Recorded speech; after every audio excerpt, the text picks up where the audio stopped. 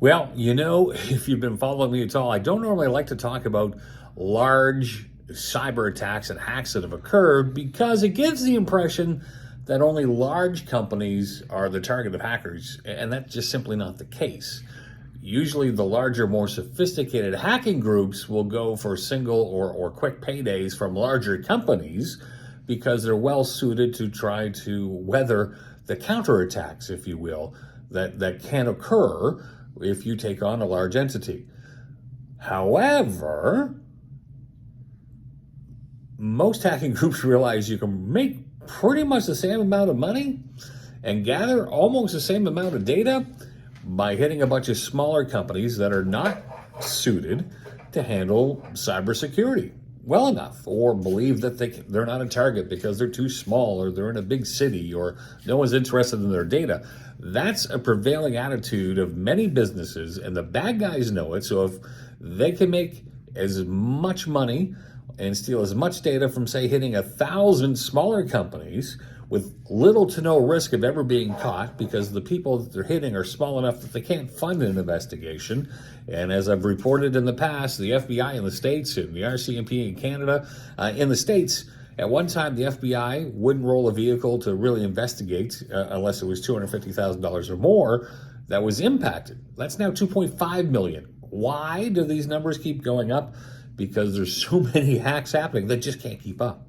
They'll open a file, they take your name. RCMP haven't said exactly what that number is, but it's probably pretty similar here in Canada as well. They'll take the information, they'll pad a file to create a pattern, and maybe someone will slip up somewhere and they can do a deeper investigation or maybe go after them, but don't hold your breath, okay? That's hard to do, and if you're not sure why that's hard, check some of my past videos and I'll cover it again in the future. So I'm going to dive a little bit into this Suncor Petro Canada hack that has happened. So we know the event happened mid-June, well, late June, I guess, actually, as I take a look here. I think it was around June 21st.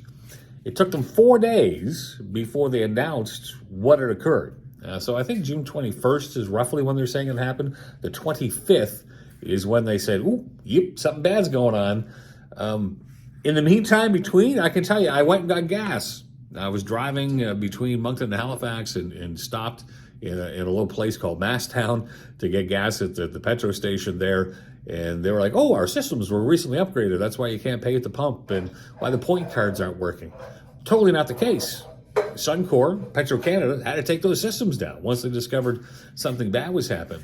Now, interestingly enough, it was 10 days after they were attacked that they started notifying the severity of what occurred with their clients. So if you're not aware, the bad guys were able to get into their systems.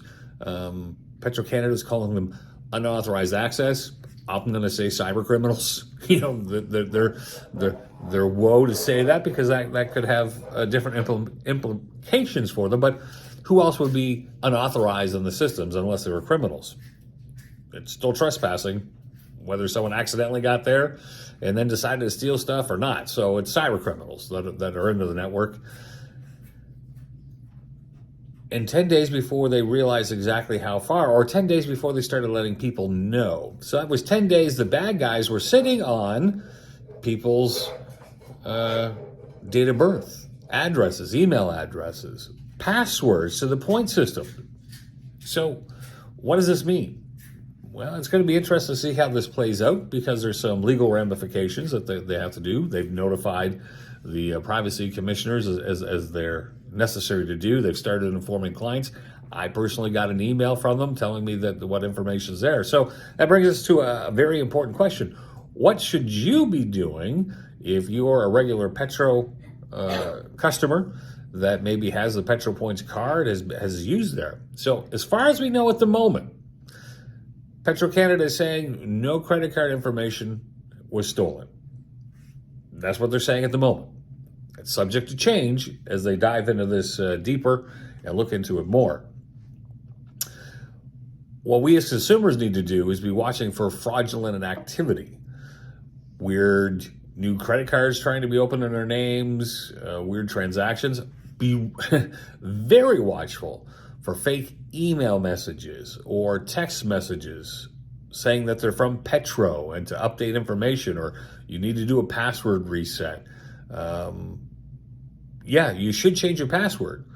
But if you get a link from Petro that says, hey, you need to change your password, it's probably smarter to go to the Petro website, click on sign in, and then do a password reset there, because at least you know you're on the actual site. The other thing you should be note of, if you happen, like many humans do, have used that same password that you used to log into the Petro site at other locations, at other websites, other services, for the love of God, you got to go change them.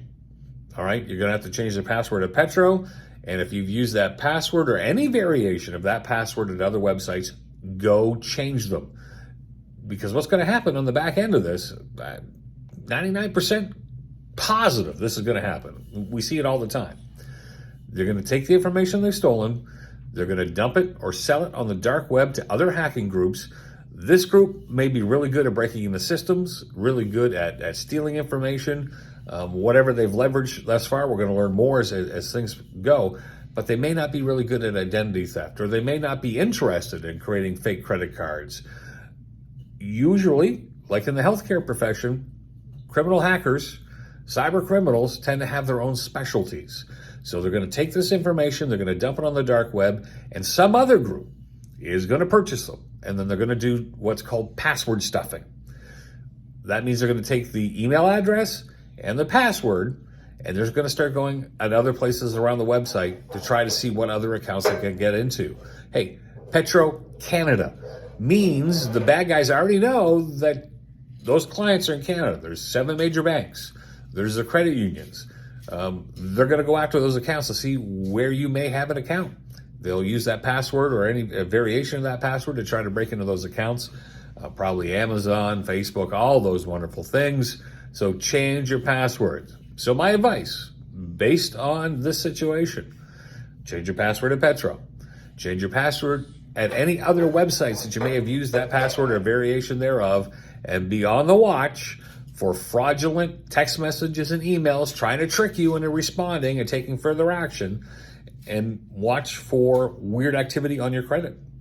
That's what we have to do in this situation. And if you're a fellow business owner, what are you doing to protect your client's data? Because, hey, when you get hacked, the questions are already starting to come up about Petro Canada. Were they careless? Were they irresponsible? What did they do wrong? The public always asks those questions. So as a business owner, what are you doing to protect your client's data that you are supposed to be a good steward of? Something to think on. Change those passwords, kids. Talk to you later.